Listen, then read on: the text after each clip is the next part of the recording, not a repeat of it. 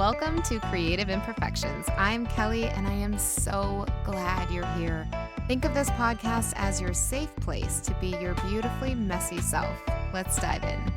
After having spent almost 2 weeks on the road now with my family, I am home and back to work as usual. And it's got me thinking a lot about my relationship with motivation. And I'm starting to believe that motivation and I are in a very one sided relationship.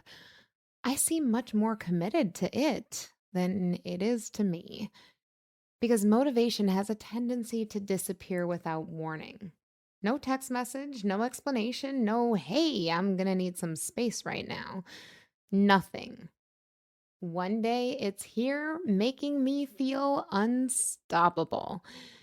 And the next day it has packed its bags and quietly slipped out the back door while I'm standing in the kitchen trying to convince myself that answering one email counts as productivity.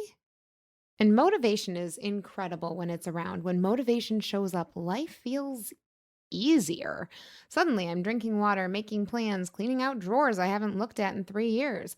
I'm setting goals, feeling inspired. I'm writing things down. I am becoming the person I thought I was always meant to be. Motivation arrives with this energy that makes me feel like I have unlocked some secret level of success. Motivation arrives with this energy that makes me feel like I've unlocked some secret level of life. Motivation says things like, this is it, everything changes today. And I believe it every single time. I become convinced that I've finally figured something out, that this feeling is permanent now, that I've evolved into a new species of human being who naturally enjoys discipline and structure and meal prep and long walks and waking up early. And then 3 days later, I'm staring at a task I was excited about and wondering why I suddenly feel like I need a nap before replying to a text message. And that's when the confusion starts because when motivation disappears, my brain immediately starts creating stories. It says things like, well, maybe you weren't serious about that, or maybe you don't want it enough, or maybe if you were more disciplined, this wouldn't feel so hard.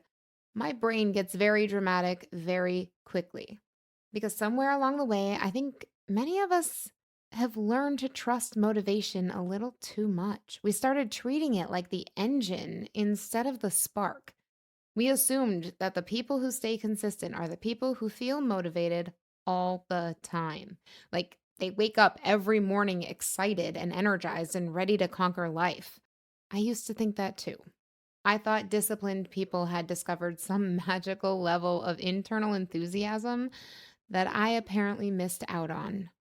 I imagined them waking up with inspirational music somehow playing in the background while they joyfully completed all their responsibilities. Meanwhile, I'm over here negotiating with myself over very simple things. Okay, if we answer this email, then you can have lunch. Okay, if we fold this laundry, then you get to sit down for 10 minutes. Okay, if we get through today, honestly, great job, everyone.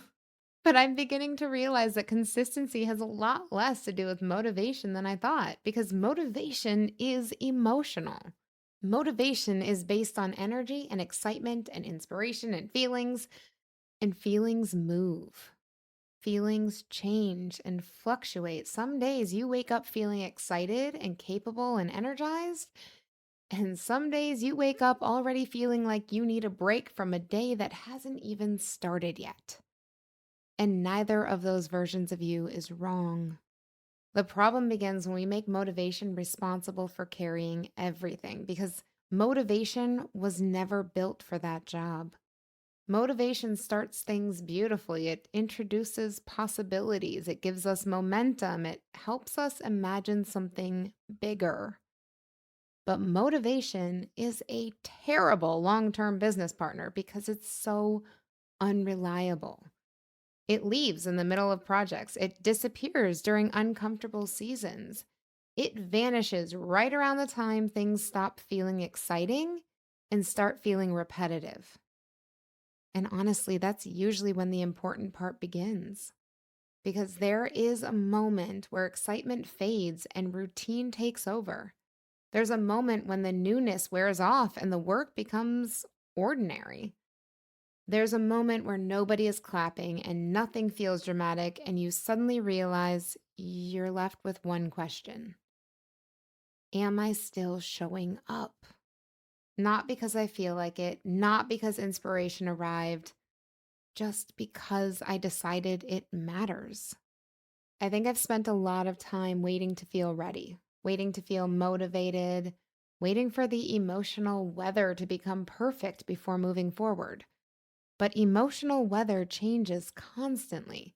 If I only moved when conditions felt ideal, I would probably spend a lot of my life standing still. And I'm starting to think maybe motivation was never supposed to stay. Maybe it was only supposed to introduce us. Maybe motivation shows up at the beginning to point towards something and say, hey, look over there. That matters to you. And then eventually it leaves because now the relationship belongs to us. Because now trust takes over, choice takes over, identity takes over. And now we decide whether we keep moving after the excitement disappears. And honestly, I find that strangely comforting because suddenly I don't need to panic every time motivation goes quiet. I don't need to assume something is wrong with me because I'm not feeling inspired today. Because apparently motivation didn't leave because I failed. It just left because its shift ended. And now it's my turn. Thank you for listening to Creative Imperfections. Always remember, there's magic in the mess. If you enjoyed this episode, share it, subscribe, and keep showing up for your beautifully imperfect journey. Until next time.